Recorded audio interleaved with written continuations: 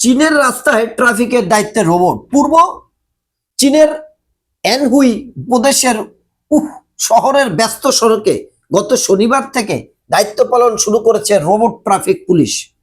Smart রোবটটি মানব traffic পুলিশের সঙ্গে সড়ক নিয়ন্ত্রণ ও শৃঙ্খলা রক্ষার কাজে অংশ নিচ্ছে।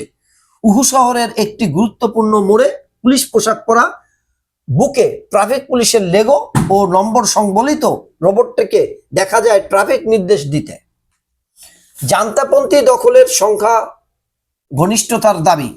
ইরানের শাসন ব্যবস্থা কার্যত শেষের পথে। ড্রোন অনুপ্রবেশের ঘটনায় পাকিস্তানকে সতর্ক করেছে ভারত। সুদানে আরএসএফ এর হামলায় নিহত 27 জন। জোট নিয়ে এখনো আলোচনা। স্বস্তিতে বিএনপি ও শরিকরা, এখনো টানাপোড়েন জামাতের জোটে। প্রার্থিতা ফিরে পেলেন আরো 53 জন।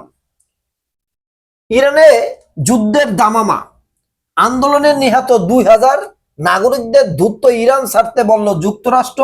আলোচনা ব্যর্থ হলে যুদ্ধের জন্য প্রস্তুত ইরান। বিক্ষোভকারী ইরফানের মৃত্যুদণ্ড কার্যকর আজ। প্রতিবেদন পেলেই নতুন বেতনের সিদ্ধান্ত। সরকারি চাকরিজীবীদের নতুন বেতন কাঠামো বিষয়ে বেতন কমিশনের প্রতিবেদন পাওয়ার পর সিদ্ধান্ত নেওয়া হবে বলে জানিয়েছেন অর্থ উপদেষ্টা সালাউদ্দিন আহমেদ। না জয়ী হলে গণ অভ্যুত্থানে ব্যর্থ।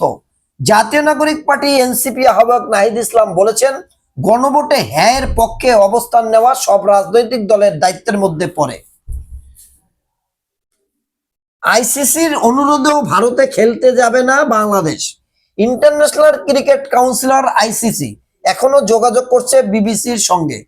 গতকাল দুপুরে বিসিবি ও আইসিসি ভিডিও কনফারেন্স করে টি-20 বিশ্বকাপে বাংলাদেশ অংশগ্রহণ নিয়ে ভিডিও কনফারেন্স পর বিসিবি আগের অবস্থানে অনড় থেকে আইসিসিকে স্পষ্ট করে জানিয়ে দিয়েছে, নিরাপত্তা সংখ্যার জন্য ভারতের মাটিতে টি-20 বিশ্বকাপে অংশ নেবে না।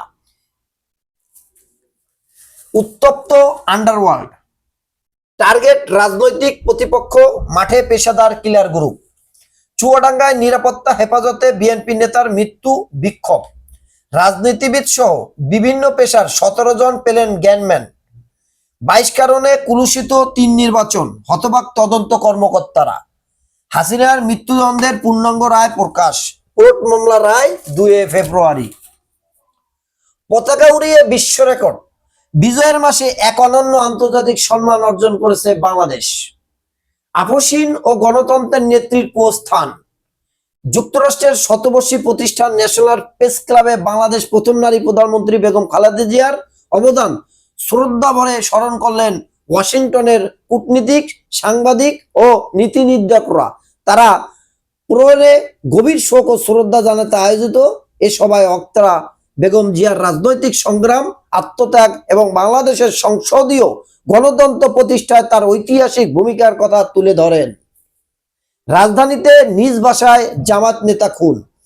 রাজধানীর পশ্চিম রাজার বাজারে নিজ বাসায় খুন হয়েছে মোহাম্মদ আনোয়ারুল্লাহ 65 নামে এক জামাত ইসলামী এক নেতা।